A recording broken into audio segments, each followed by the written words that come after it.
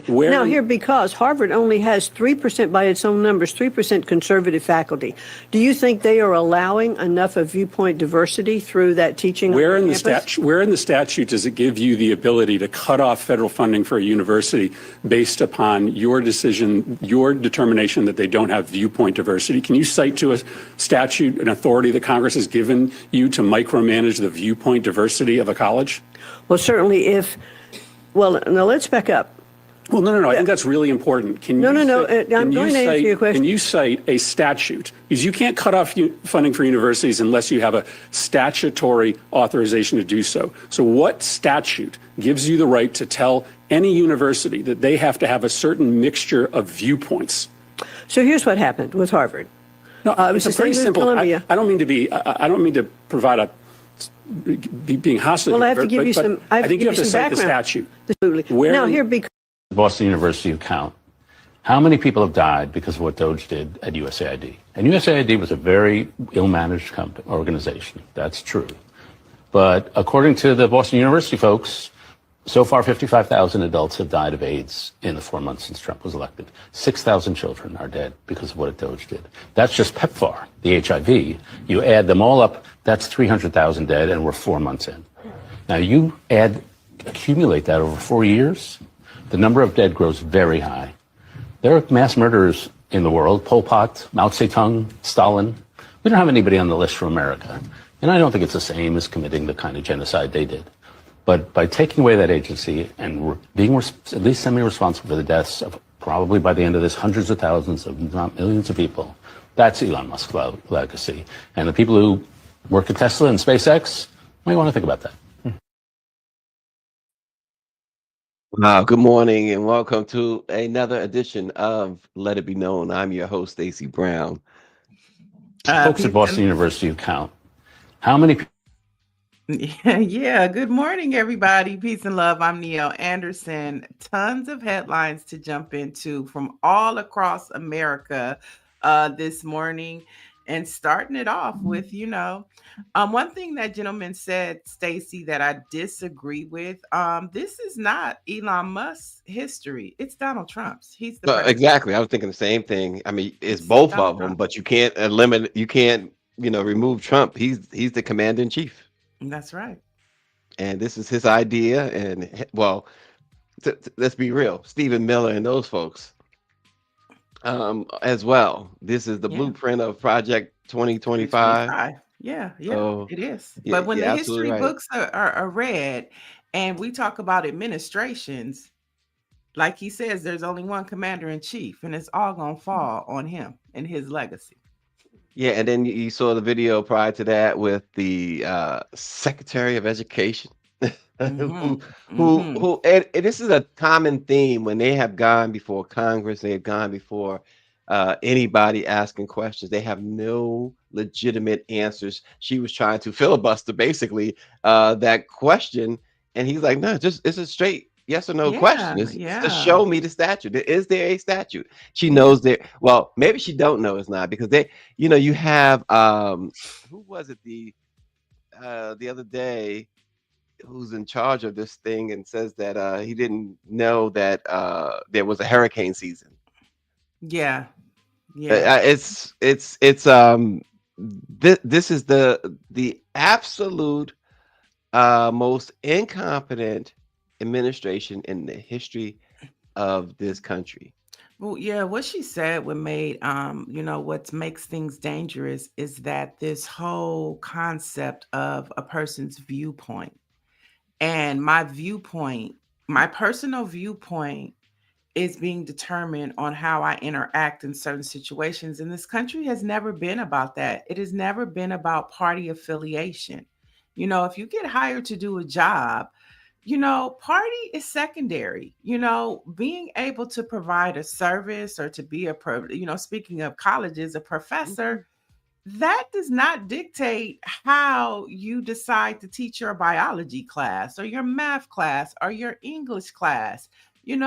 Your history class, maybe a little, but I never remember if my history teacher was Republican or Democrat. You know what I'm saying? Right. And so now they're making you have to stand for party, and that's just not what this country is about. Yeah, and as Greer says, what's interesting is that they are talking about diversity, and that's what they are. That's the very thing that they are doing away with all their might, with all their power. And that was the FEMA. Thanks, David.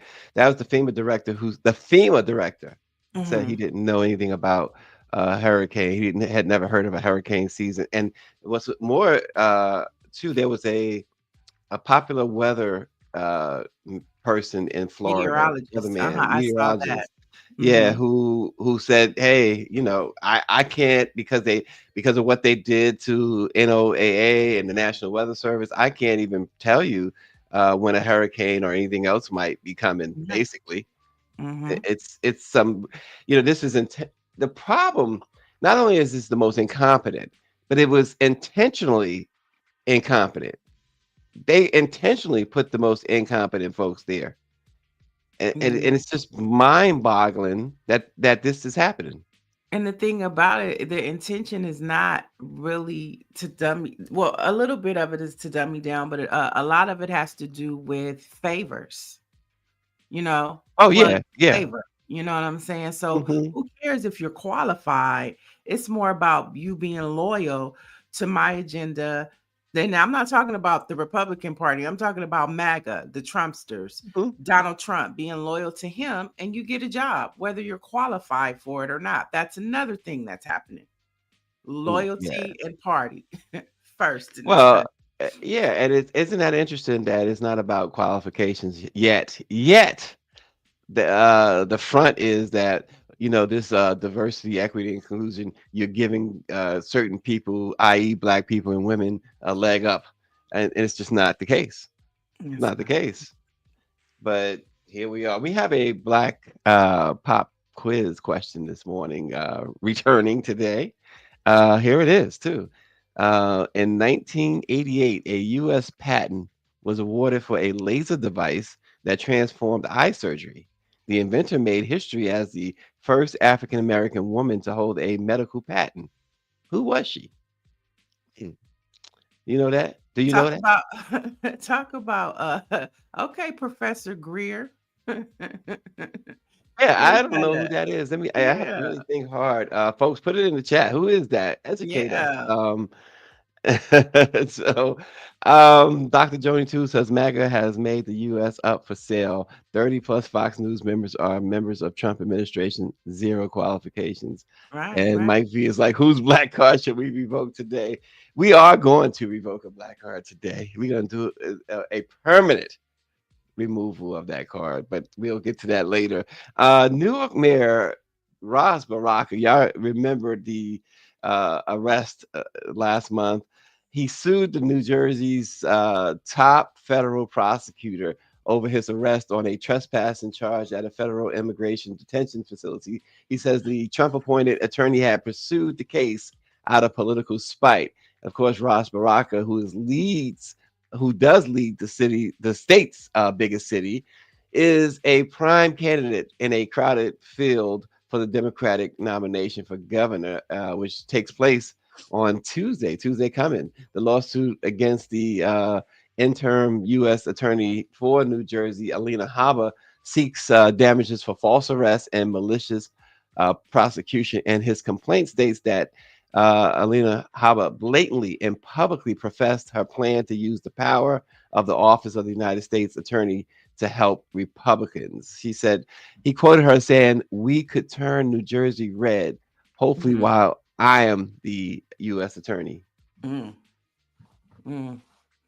Yeah, I'm glad he did that. It's important. And I didn't even realize or think about it that way of them messing with him running for governor.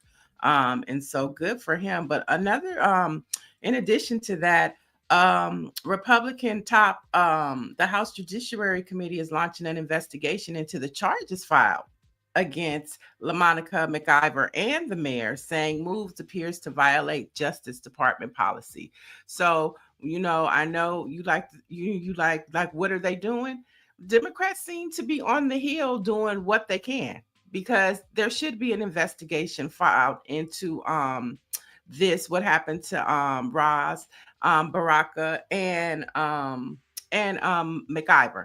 They should investigate that. And so, we know Yeah. that Republicans are in charge, but you got to do something, and they are trying to balance out what's happening on the Hill. And I'm glad. Protect Black women, protect Black men. Let's do it. Yeah, the only problem, and you're right, doing something, but the only problem, it goes nowhere. It's not going to go anywhere. It can't go anywhere, is what I should say, because of how it's structured. But to your point, it shows that somebody has some fight left in them. And not only that, those committee hearings sometimes go viral. They get televised. And what can happen is the American people sees what's happening and they can make a difference when it's time to vote. And so for every action, there is a reaction. And so, sources like us can put this information out there and let the people know what's happening. Yeah. We'll see what happens with this, but yeah, like you said, good for the mayor, for filing this action, because it was absolutely, we know it was politically motivated. Mhm. And he has the election coming up next week as well. And before his arrest, he points out in his lawsuit that she specifically mentioned about the state going red, how the state could go red. And so that, it shows some motivations there too. So For sure. the Congressional Black Caucus Foundation, folks, and the Joint Center for Political and Economic Studies have released a comprehensive policy guide aimed at addressing systemic issues facing Black communities nationwide. It's called Forward Together, Black Policy Playbook for an Equitable America, which outlines evidence-based solutions for lawmakers, advocates, and community leaders across 7 key areas. Now, those areas are voting rights and civic engagement, economic opportunity and advancement, workforce development, education equity, healthcare access and affordability, criminal legal system reform, and technology and telecommunications policies. So, again, to your point about somebody trying to do something, I guess the CBC Foundation and the Joint Center, and releasing this Black playbook, they are strategizing. For sure, and it's designed for lawmakers and advocacy groups. And it's loose, but it's on the right track to what Project 2025 did, and it gave you an agenda to follow. I guess the details will grow more, but this is what we need. We need to get focused. The Democratic Party needs to get centered. And they need to have issues that resonate with the American people. And because this is the Congressional Black Caucus, of course, the focus is on African Americans. And so this is good. The more we get the word out, the more we share this type of information and take it from city to state. This is how you begin to change the narrative and give people something to focus on and work towards. Well, it's great, like you said, to see the CBC Foundation and the Joint Center, two Black-centered organizations, come together.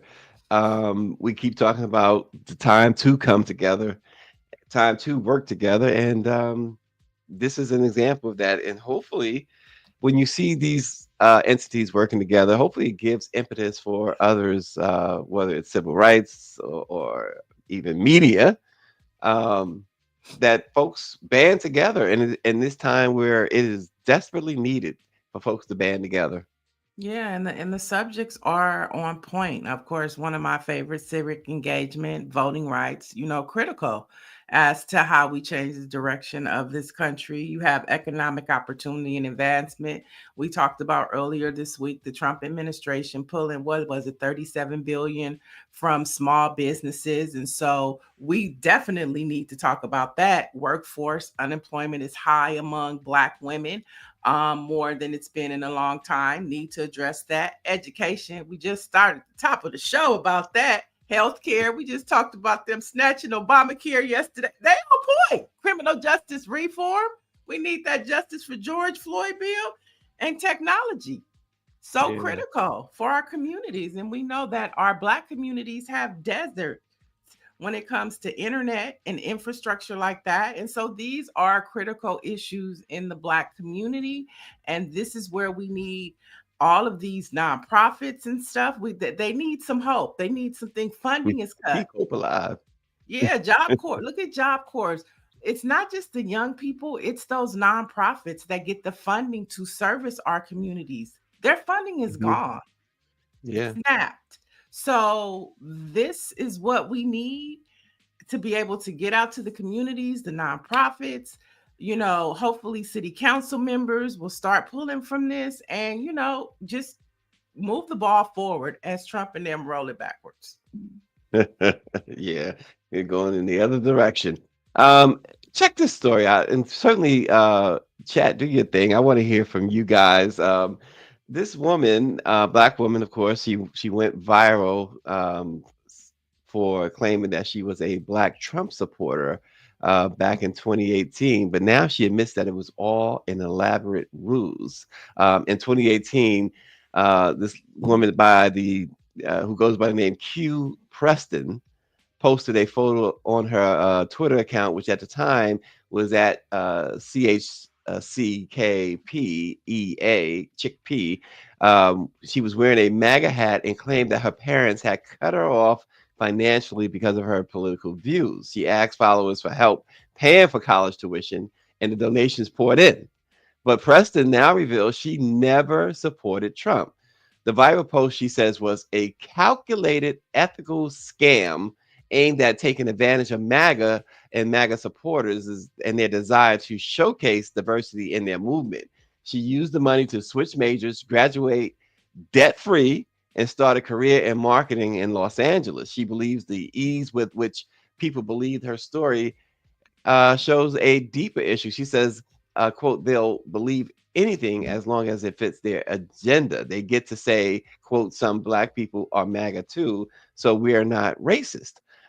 Preston says she doesn't regret the stunt and sees it as using money from, quote, bad people to better her own life. Really interesting thing here. Folks, I want your take on it, Neil. What do you think about this? Was her scam a bold act of resistance or a dangerous exploitation of public trust? Or did she just change her mind? Was she MAGA and then she decided not to be? Yesterday Marjorie Taylor Greene said she didn't really read the bill. And you know what I'm saying? And she changed her mind. I'm like, is it one of these situations?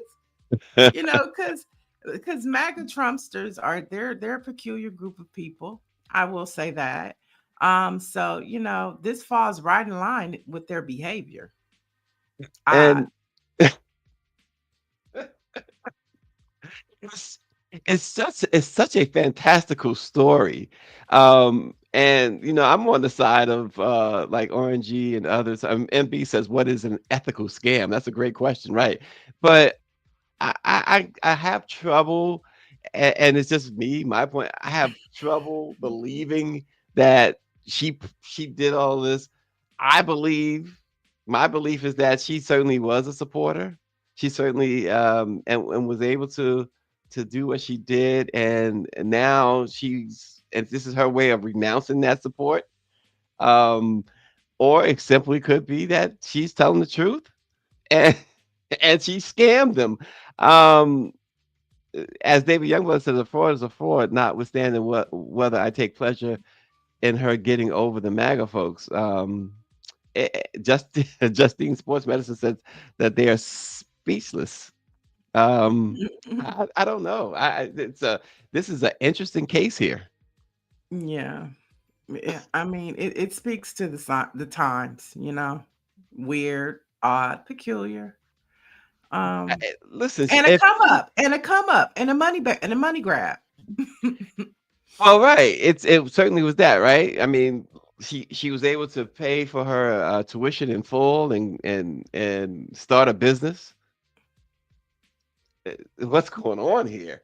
And what do you think the reaction is? And she says it if you read her story, she says that that she's afraid of retaliation. So she left out. She said she's leaving out some details in her story because she's afraid that they would catch up to her or whatever. She wouldn't do it again. It's also is what she said. But man, it's such an elaborate. If At she this pulled point, this off the girl, way go she write a said it, book. Go write a I book and get another check.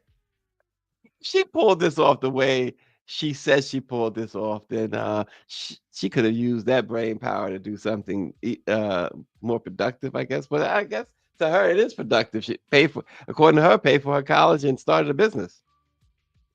Yeah. And now she's Mike telling her story. Mike says Mike V says she finessed them, as they say in South Central. Oh gosh. Well, I just thought that was interesting. I kind of figured it would be a talking point. MB says she capitulated. RNG says all Black MAGA are grifters. Um, I'm sure she's hearing a lot of stuff, good and bad. I'm Right. pretty sure of Right. that. There's no question. Yeah. Man. Interesting, interesting. Well, we have some more headlines and trending news. A New York Lieutenant Governor Antonio Delgado has announced he's running to replace his boss. That's Governor Kathy Hochul in next year's governor's race. Now, according to reports, Delgado's break from Hochul has been brewing. He's called for Biden to step down in 2024. Hochul stay loyal. He also urged for New York Mayor Eric Adams to resign when he got into his trouble, and that prompted Hochul's office to publicly distance themselves from him. And so it looks like New York is getting ready for a rumble for the governor's race. Yeah, exactly. It's a very interesting thing because you see that the divide there, and you always wonder how the governor and lieutenant governor don't get along. It happens a lot. Pennsylvania, I know it's happened. Certainly Virginia. In fact, I think Pennsylvania, Virginia, if I'm not mistaken, you can have a one party as the governor and another party as the lieutenant governor. So that's another reason. But here's the other thing that you mentioned in that caught my attention too. He was one of those, and I do recall when he did it, urging Biden to step down. And not to have to go back down that road again, but that I remember when that we all remember when that was happening, and I remember Lauren Berg. Same thing. I felt like she did at the time. She voiced like, why are they doing this so publicly? This is only going to hurt them in the election. To come out against the sitting president so publicly, it couldn't have been done behind closed doors. Everybody had to have their press conferences to say he should step down. It was horrible. It was, you saw at that point, I believe, the destruction, the complete destruction of that party. Mm, Yeah, they I mean, they shot I think themselves I'm totally in the foot. freezing. Yeah, I see the freezing. Yeah. Oh, Um, but they shot yeah. themselves in the foot. Not that, listen, Biden believes to this day, of course he believes, because he hasn't been proven otherwise and won't ever be proven otherwise. But he believes that he was the only man to beat Trump, that he could beat Trump, and he wanted to stay in the race. And publicly, they just embarrassed him and themselves, really. Yeah, and speaking of Donald Trump, word around the hill is Donald Trump has a new name, y'all, and it's Taco. He's being called Taco, Is which that his stands rap name, hip hop which name? stands for Trump always chickens out. Now, last week, Trump lashed out at a reporter who asked him in the Oval Office about the new name Taco, and Trump replied, "Don't ever say what you said. That's a nasty question." So, yesterday, the Democratic National Committee, the DNC, took it a step further and parked the taco truck nearby at the Republican National Committee's headquarters on Capitol Hill with a graphic of Trump in a chicken soup and the slogan "Trump always chickens out." Now this all stems from traders on Wall Street calling Trump Taco for inducing tariffs and market dips. And so over there on the hill on your side of town, they calling him Taco, and it's getting on his nerves. David Youngblood says a chicken does what a chicken does, and MB says I love this story. You know, the thing about it is that look, if you dish it, you got to be able to take it, and we've learned over the years Trump cannot take it, but he certainly dishes it. So he should himself appreciate this, in a way. You know, because they have capitalized on something like he does. I mean, we Right. know little Marco, you know, and stuff like that. We know nasty, you know, she's a nasty woman, and hey, look, good for Right. them.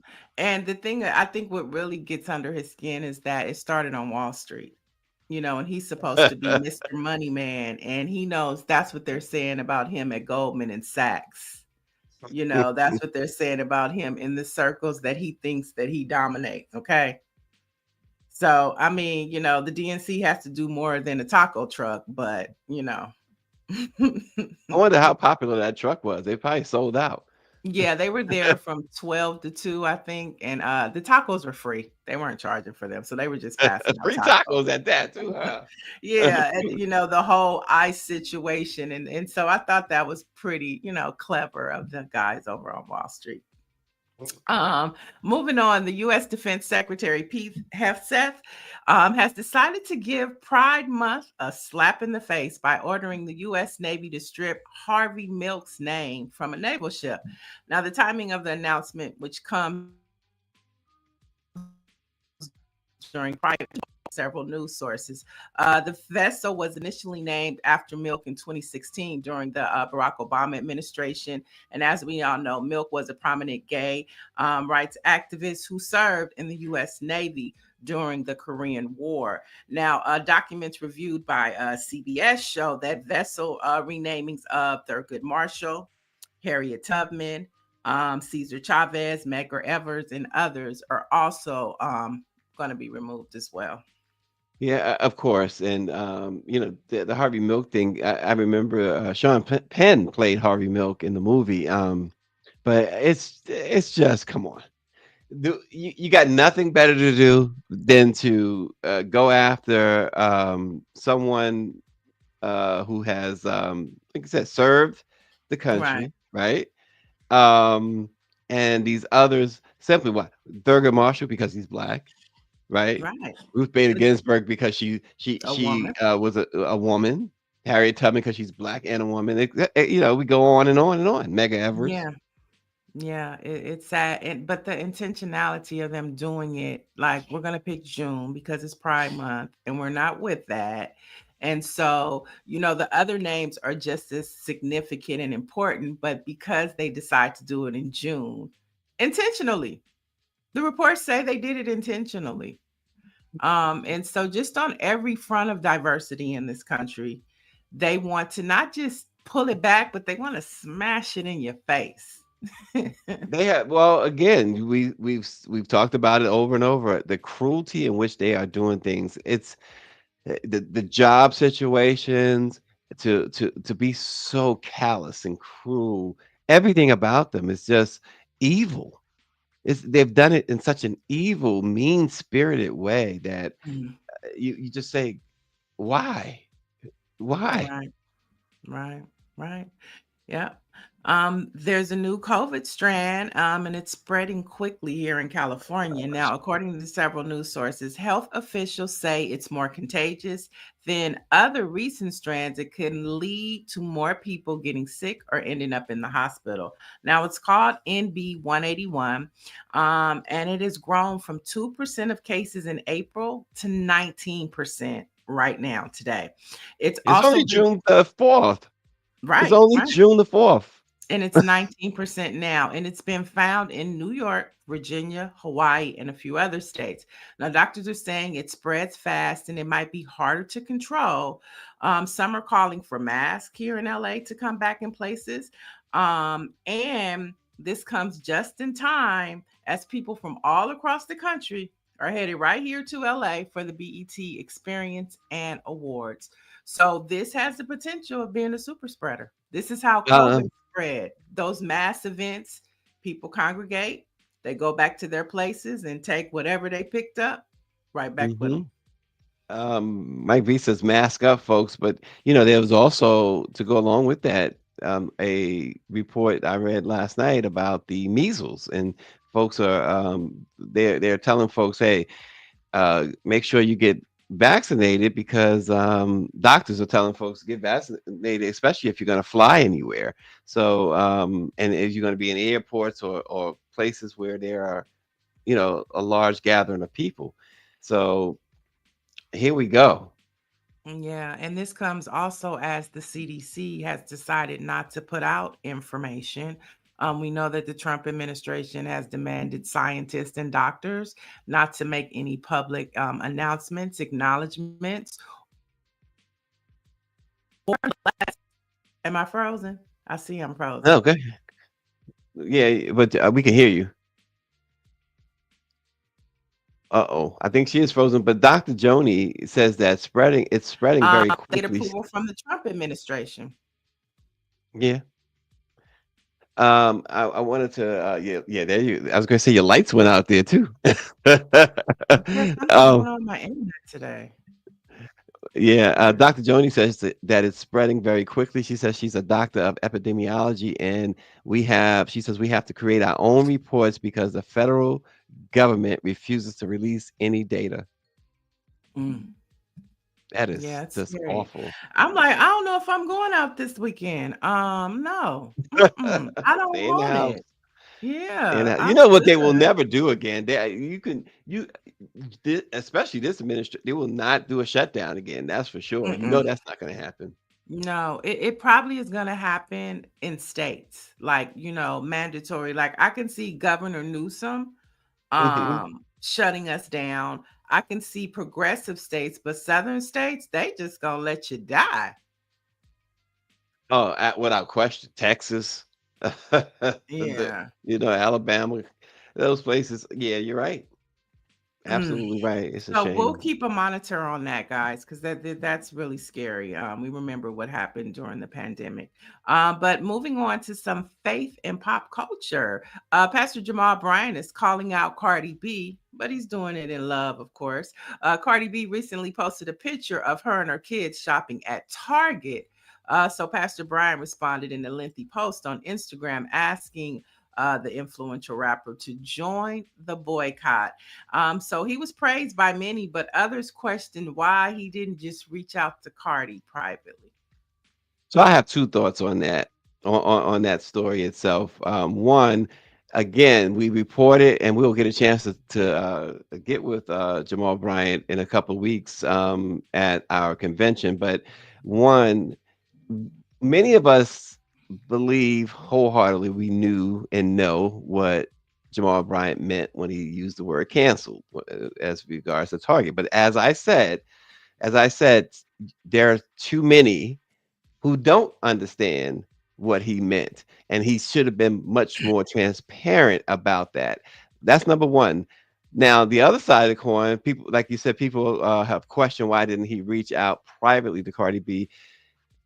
Folks have this misunderstanding that celebrities can just call other celebrities directly.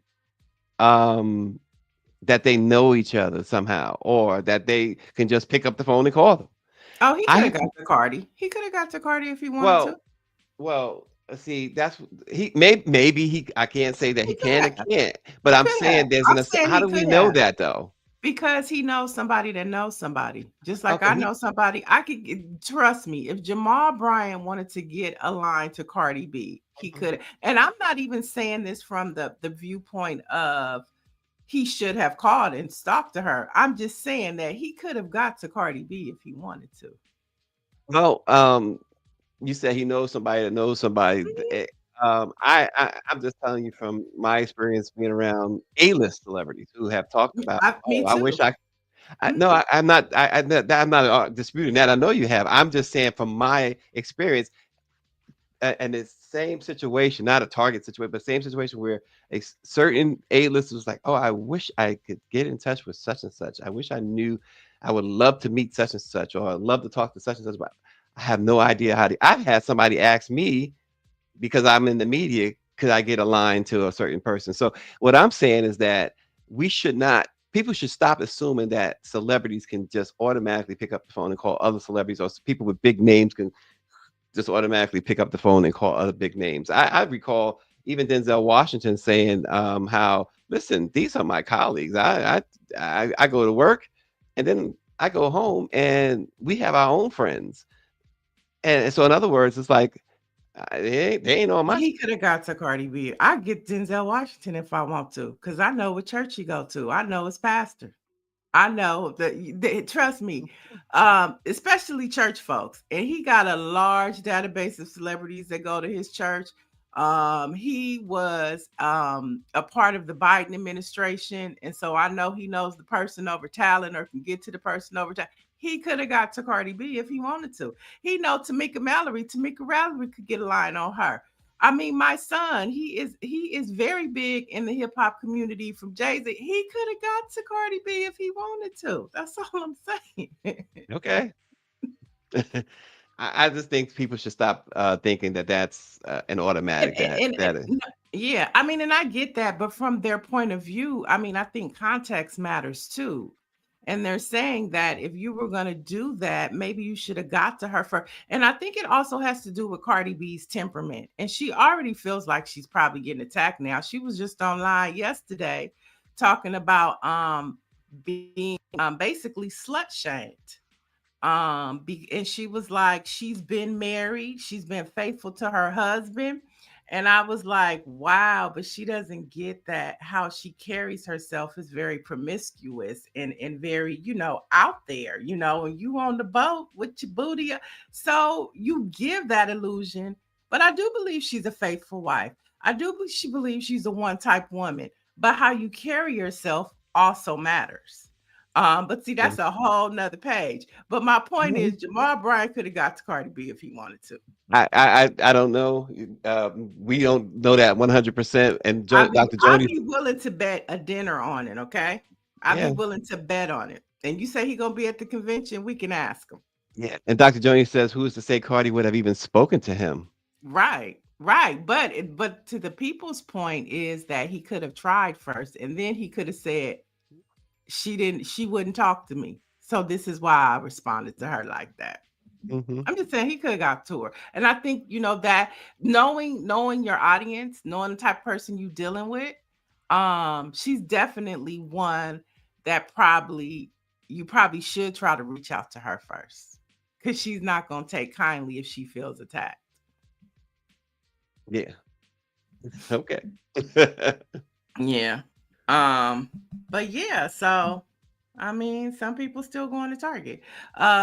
But let's move on to New Orleans, where a video has surfaced of New Orleans jail escapee Anton Macy. Now, in the video, he's asking Donald Trump and several rappers, including Lil Wayne, a New Orleans native, of course, he's asking for their support, saying, when I get back in custody, I'm asking y'all people to come to help.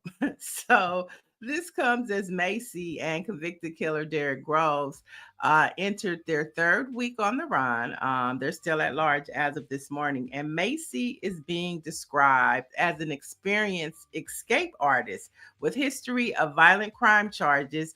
Macy previously escaped jail twice already and has broken 2 ankle monitors. So he's a career escapee. Well, I would imagine that if when they recapture him, he will be put in one of them max or super max prisons. He will not escape again. One thing they don't like is the exploitation of this. You're exploiting them. I understand they went into a home where he allegedly filmed his message. And of course he was already gone, but this guy is he's skating on some serious thin ice. If he's caught, forget about it. I just find it interesting though that black men think that Donald Trump will save them. He made a plea to Donald Trump because he heard Donald Trump was pardoning Negroes. Hey, I'm one of them Negroes, pardon me. Wow. And that so So in theory, Donald Trump's, messaging is working on black men. Now, it might be I guess. lower educated black men, Mm-hmm. sad to say, but it's working. They feel like they can appeal to him and he might hear their cry. And if they feel that way, then guess what? They have a sense of belief in him. And that's what makes it scary. Mm. Mm-mm. Sad. It is sad. Um, he said the guy had the block hot. That video had a few houses searched yesterday. The lady who filed charges helped him escape, and now she's in jail. Mm, Yeah, over a dozen people have been arrested linked to all of these escapees. mm. So now their lives are messed up. It's just now that's a story that keeps on giving. We're in week 3, folks. Thanks. I missed that. We said what? We're in week 3. This is the Oh, story that keeps on giving. And we will mm. continue to track this story and we'll have a Diddy update, either tomorrow or Friday. Yeah. That stuff is the Diddy stuff is just out of hand over there. They had somebody tossed out of the courtroom yesterday. Yeah. Um, you had the hotel manager say that he got paid. They got paid $100,000 by Diddy for the video. They signed a non-disclosure agreement as well. Of course, you sign a non-disclosure. Anytime you enter into a deal like that, you're gonna sign the NDA. You're gonna sign it. Otherwise, they're not gonna turn the money over. And then he turns it over in a whole bag, just cash, like it's a drug deal or something. And then he's dumb enough to believe that they gave him the only copy. So it's stupidity all the way around. Anyway. Yeah. So the black card today. Are we up to the black card? So this is somebody else that we didn't get his full name, but when you see the video, you know that he has to go. The guy's name we do know is Philip. He was willing to do whatever his slave masters say. But this dude is another disgrace to himself, his family, his race, to humans, period. The video of this guy went viral, and it shows that there will always be some idiot willing to do whatever they have to so they can be accepted by white folks. He was told he was letting this guy demonstrate that George Floyd was not killed by police but died of fentanyl overdose, and the guy had his knee, I guess, in his back and stuff like that. And the point of the white guy was that, see, Chauvin did not kill George Floyd. To be demonstrated on like that, and you look at the top picture, there it is right there. Okay, so look, this is almost all my weight. Philip, can you breathe? I can breathe. You can breathe. Yeah. Okay, now I'm gonna bounce all my weight on you. Can you still breathe? Yes, I can still breathe. Okay, that is a fallacy. George Floyd died over a fentanyl overdose. I'm gonna do this. I mean, I would, be cautious because he looks like he might have a mental problem. And, if that's the case, that white man took advantage of him. They don't take advantage. But I mean, if you have if you're Oh my slow, if gosh. you're slow and you have a mental illness, you could be easily misled and misguided. And I mean, when I saw that, I thought that he might have had a mental problem. Well, hey, listen, whether diagnosed or not, he definitely does have some sort of problem. That's for sure. I just can't with these folks just being allowing them, like you said, if he has some sort of serious mental problem, whatever, okay, you have to excuse it. But who put him in that position? Why is he in that position? If he has a mental problem, does he have anybody looking after him and allowed this? It's just a sad, sad state. Um, okay, we got some Black History facts. On this date in 1972, Black Power advocate Angela Davis was acquitted of all bogus murder and conspiracy charges brought against her by the U.S. government. Calls to free Angela helped to galvanize thousands of people to the movement, pushing back against the general oppression of Black people and the FBI's specific COINTELPRO operations that sought to undermine legitimate Black leadership by illegitimate, illegal, and unconstitutional means using wiretapping and outright violence, working in tandem with state and local police forces. Angela Davis, an avowed socialist, continues to fight for justice and the empowerment of all to this day. Mm. And she's speaking, don't forget, she's at the Black Feminist conference this week in New Orleans. She's the keynote speaker. She So if is. you're in New Orleans, she'll be in your town in the Big Easy this weekend. There you So go.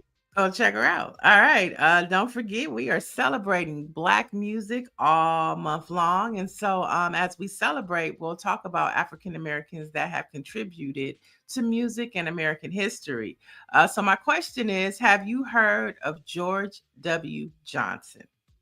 Now, in 1890, George, a former slave, became the first African American to record music commercially. Now, during that time, artists weren't able to duplicate their records through this type of early technology. So Johnson had to repeat performing his songs live to produce multiple copies. Now, Johnson's most popular recording is The Laughing Song, which you see right there. And it was one of the first bestsellers in the music industry. And I looked up some of the lyrics, and it's a cute little song, and he talked about African kings and kings if he was one. It's a cute little song. Nice. So there I you have haven't heard it. it. You haven't? Well, yeah, it's hard to hear too. I mean, think about it. It's the first one of the first recordings ever. Mhm. But George W. Johnson. There you have it. Awesome. So it's time for the answer to our Black History Pop quiz.